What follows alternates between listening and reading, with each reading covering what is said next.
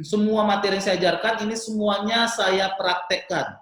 Jadi bukan berarti Bapak Ibu berkata berarti jangan-jangan cuma gini doang enggak, tetapi saya merasa bahwa teknik-teknik saya praktekkan dan mudah untuk diterapkan saya bagikan pada Bapak Ibu semua.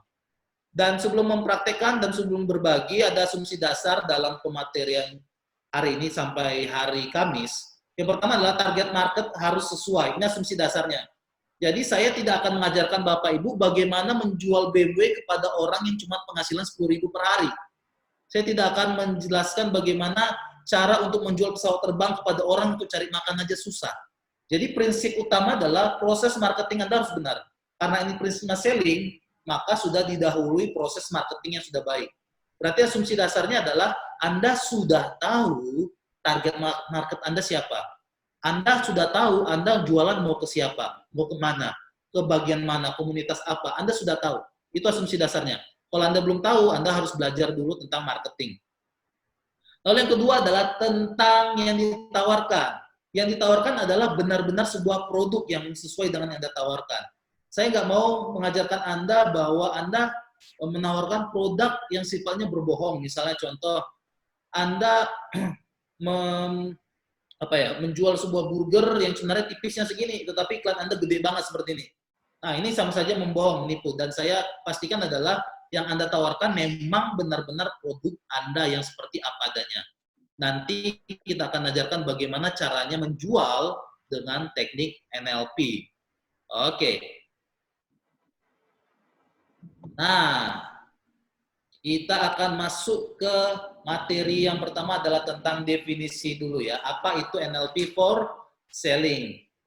Mungkin tadi Mas Angga sudah menyampaikan dan saya ingin sharing kembali tentang NLP for selling. Mudahnya, NLP for selling itu adalah NLP plus selling, yaitu bagaimana dua keterampilan ini kita combine, kita gabungkan. Bagaimana cara menggabungkannya? Maka kita harus paham sebenarnya NLP itu apa, paham selling itu apa, dan paham cara menggabungkannya. Kita masuk yang paling mudah tentang selling terlebih dahulu.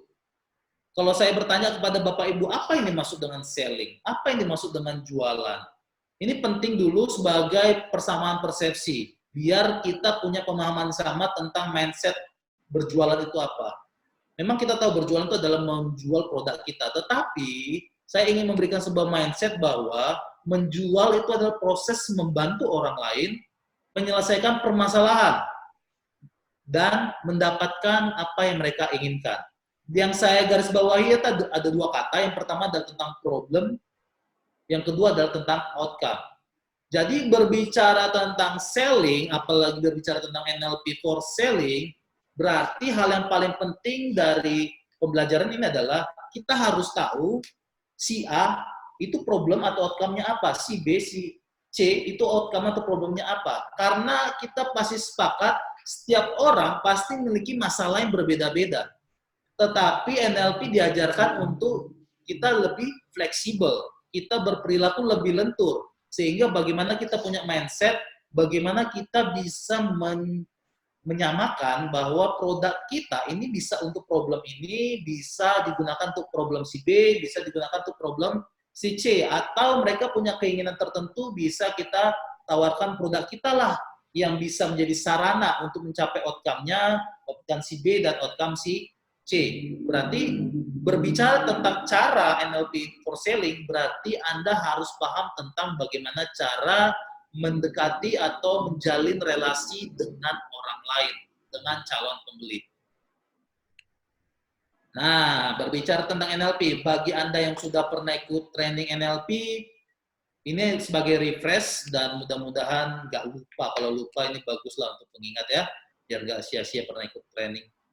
Oke, NLP.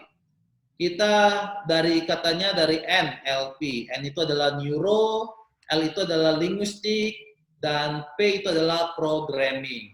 Kalau berbicara tentang definisi, kita mungkin bisa menggunakan seperti bahasa Inggris ya, red car, mobil merah, berarti kita artikan yang kalimat paling belakang dulu.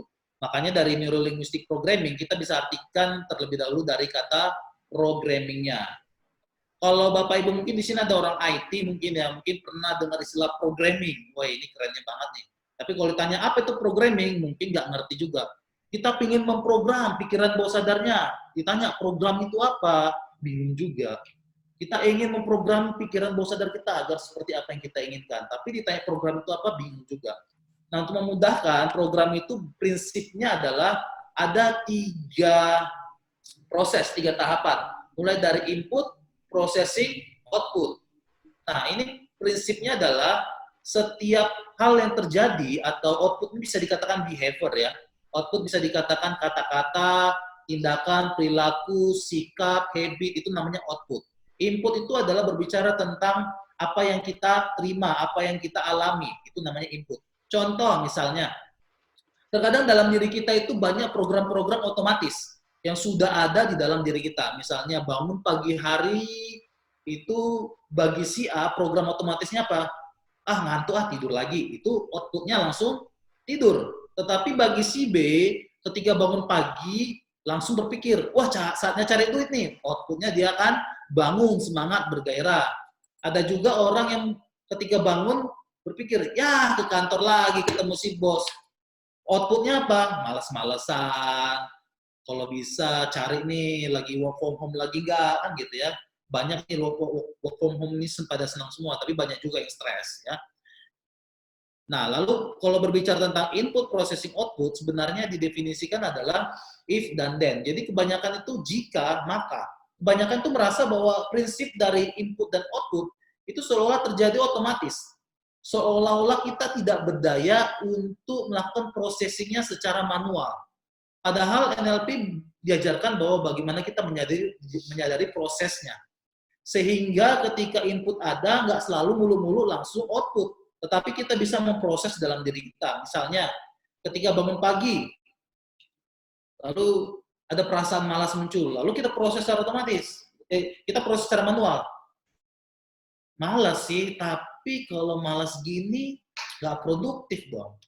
Berarti nggak bisa cari uang dong. Berarti kita lihat anak kita, wah berarti kita nggak bisa menghasilkan apa-apa dong.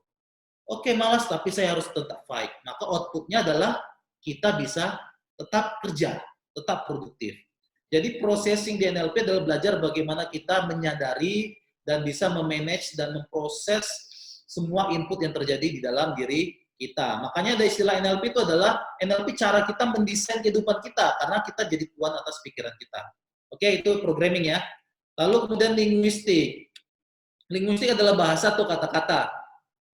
Atau bahasa yang lain adalah verbal dan non-verbal. Saya rasa ini sudah sangat jelas sekali. Dan yang penting di sini neuro. Neuro itu adalah tentang pikiran, tentang apa yang ada di dalam diri Anda. Misalnya, ketika saya berkata, Bapak Ibu, saya minta Anda pikirkan gajah.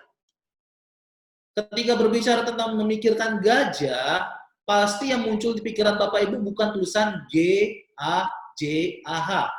Pasti bukan tulisan itu. Yang muncul adalah visualnya, gambar gajah. Mungkin Anda yang bisa dengar suaranya, ada suara gajah. Mungkin ada kinestetiknya, mungkin ada sensasi di tubuh kita seolah-olah habis naik gajah. Mungkin ada olfaktori, uangnya. Mungkin mencium aroma gajah, gustatory tentang pengecapan. Mungkin ada yang pernah jilat gajah, mudah-mudahan aja nggak ada ya di sini. Nah, berbicara tentang pikiran, itu apa yang ada di dalam diri kita. Istilahnya adalah disebut dengan modalitas internal. Modalitas internal ya berupa tentang visual, auditory, kinestetik, olfaktori, dan gustatory. Termasuk ini akan menghasilkan namanya sebuah map. Jadi berbicara tentang NLP adalah bagaimana cara kita memprogram dengan menggunakan bahasa pikiran. Sederhananya itu. Dan banyak pakar memberikan definisi NLP dengan definisi yang lain. Misalnya tentang NLP, tentang ilmu excellency, ilmu modeling, bagaimana ilmu tentang mendesain kehidupan kita dengan kata-kata, bebas. Anda pun bisa membuat definisi sendiri, yang penting Anda paham yang dimaksud dengan NLP itu apa. Oke. Sebelum lanjut, saya pastikan Bapak Ibu semua paham mindset ini adalah ada 3 kunci menjadi seorang penjual. Yang pertama adalah punya mindset yang tepat, miliki strategi yang tepat, dan kerja keras lalu konsistensi. Dalam seminar online ini saya akan berbagi tentang dua hal, yaitu mindset dan strateginya. Karena mindset ini penting seperti fondasi. Kalau mindset Anda lemah, ketika Anda menjalankan strateginya pun nanti nggak akan maksimal. Sama seperti kalau orang Anda suruh kerja keras tapi dalam dirinya malas, nggak mood, lagi nggak mood, eh, lagi apa ya, lagi mager, lagi nggak mau bekerja keras ya, dipaksa kerja keras pun hasilnya nggak maksimal. Makanya mindset ini jadi yang utama, ini harus tepat dulu, nanti akan kita ajarkan bagaimana mindset yang tepat. Dan strategi, ada yang punya mindset yang tepat, semangat kerja, tetapi dia nggak tahu bagaimana caranya, maka hasilnya pun nggak akan maksimal. Makanya nggak cuma mindset, tapi strategi. Khusus kerja keras dan konsistensi, ini saya kembalikan kepada Bapak Ibu semua, saya hanya bisa mengajarkan mindset dan strateginya. Kembali lagi ke Anda. Senjata yang paling hebat sekalipun hanya bisa bekerja dengan maksimal jika senjata itu di tangan orang yang tepat. Maka juga dengan ilmu ini akan maksimal di tangan yang tepat pada diri Anda.